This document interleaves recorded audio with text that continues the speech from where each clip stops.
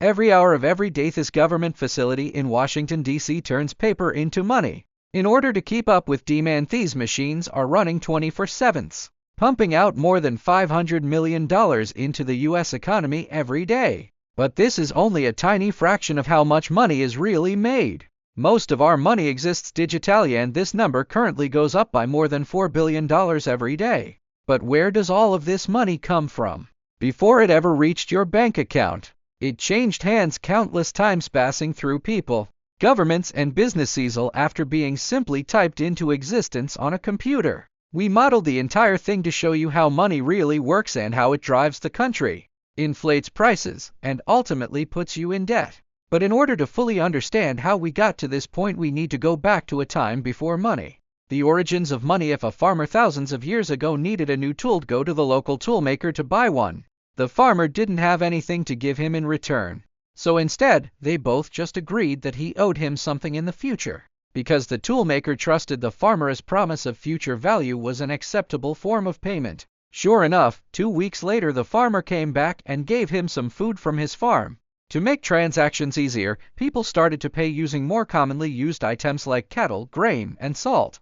Everyone needed these things, but they were hard to come by, and that's what made them valuable. The farmer could now buy a tool and pay for it right away, using a precise amount of grain that seemed like a fair exchange. This made transactions quicker, and both parties would leave with something valuable to them. But eventually the demand for trade was too much, and paying with a random mix of bulky objects wasn't good enough. People eventually settled on using metal coins like gold and silver, since they were small, extremely valuable, and would last forever, unlike cattle or grain. Suddenly, trade around the world opened up and things were being bought and sold all the way from China to Europe. But traveling with so much gold became heavy and dangerous. This was when the whole idea of money started to change. The invention of loans. In 17th century London, trusted goldsmiths started to take in people's gold coins, promising to look after them for a small fee. In return, they would give the customer a piece of paper, a promise note that allowed them to retrieve their gold at any time. The key to this piece of paper was that the customer could go to any goldsmith in any town and claim back that exact amount of gold. The paper itself had no intrinsic value, but it became as good as gold. The notes were so convenient that people started simply exchanging them to buy and sell things. The goldsmiths realized that most people weren't actually coming to retrieve their gold, and so they started loaning out fake promise notes to customers. Instant money that had to be paid back with interest, making the goldsmiths a small profit. This was fake money that didn't actually come out of their gold supply. If a goldsmith loaned out 100 coins, they wouldn't become 100 coins poorer. They'd simply write the customer a fake note that was worth 100 coins, which could be spent anywhere. Eventually, the customer would pay back the loan plus the fee, making the goldsmith 105 coins richer. On top of that, the customer would spend their money by paying someone for goods, making them richer. From that single loan, the total money in existence increased by 100 coins. Yet no new coins were produced. This meant that more money was in people's hands than actually existed. As long as everyone didn't come to cash in their notes at the same time, everything would be fine. If we replace the goldsmiths with banks and the promise notes with digital money, we have today's system of money. Why banks create money? When the 17th century goldsmiths started handing out fake money, it had a profound effect on the economy. Before, no new money could enter the system, and so the money that did exist was simply passed around in a cycle whenever a transaction was made. But this system had a major flaw. Imagine a group of 4 people who have a total of $100 between them. If person 1 pays person 2 for some food, it moves the money around, making it uneven. Then, person 2 pays person 4 for a service, and the money moves again. Note that every time money is passed around, value is made and productivity grows. But eventually, the money supply becomes uneven, and less people can participate, a swing down trade and reducing productivity. This system only works if everyone pays each other the exact same amount at the exact same time, something that is impossible in the real world.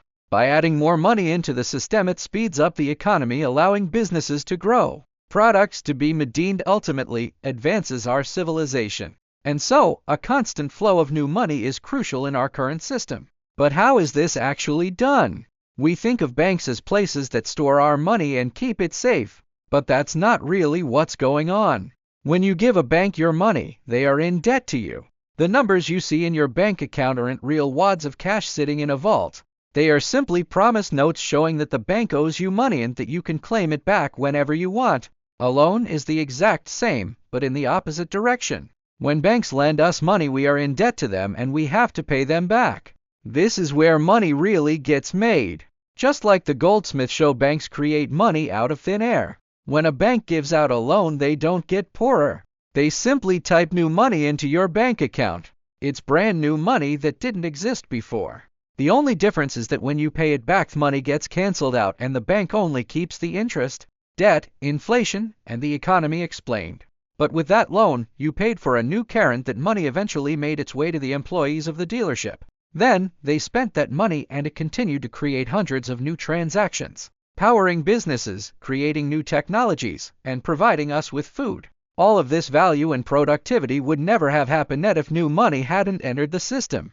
The problem is that productivity doesn't necessarily increase when we create new money, and that can cause inflation. If society starts producing fewer goods but more money is added into the system, prices will go up, since there is more competition for fewer goods. Because of this, banks have to limit how much money they create. The role of the central bank and government bonds. In the past, they could only lend out a portion of the actual cash they had in their backup supply. Nowadays, though, banks have almost complete freedom to create as much money as they like. If they are running low on backup money, they can simply go to the central bank and ask for more money. And that's where things get ridiculous. To create new money, the government creates a bond, which is essentially a loan that provides a steady income. Banks, corporations, and foreign countries buy these bonds from the U.S. government. And this influx of money goes toward the government's budget.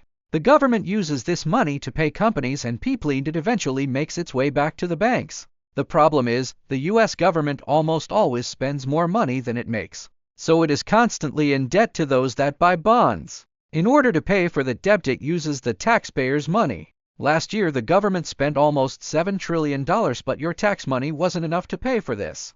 And so the government had to create new bonds to receive more money, putting it further in debt. And the cycle continues. As crazy as it sounds, this system of adding more money through debt is how most of the world operates. It isn't necessarily a bad system, it's just not running anywhere near maximum efficiency. If banks created money for more productive things like businesses, education, and infrastructure, all of this money going into the system could give us higher returns in the long run. Thank you very much for watching, and I'll see you in the next video.